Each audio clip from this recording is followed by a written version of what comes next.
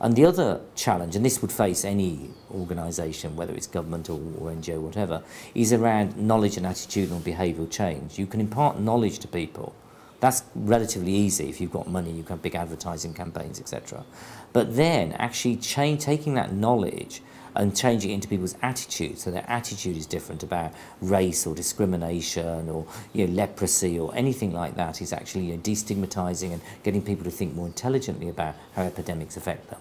But then the real tough challenge is behavioural change. And you see this consistently. People know, for example, that it makes sense to wear a safety belt at night. It makes sense not to drink and drive.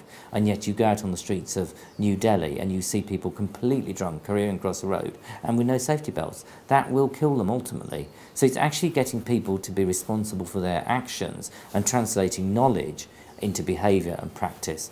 And that, all agencies, no matter whether I'm a marketing company for chocolates, that's going to be a challenge for people. How can we transfer this kind of knowledge?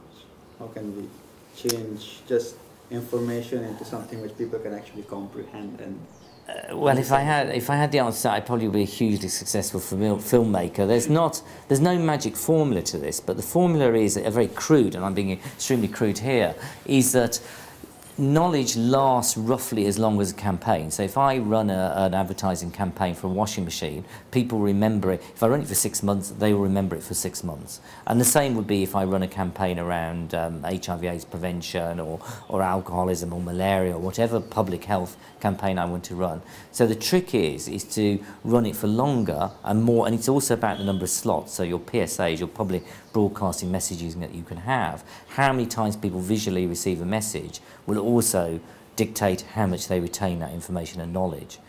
The challenge then for governments and for agencies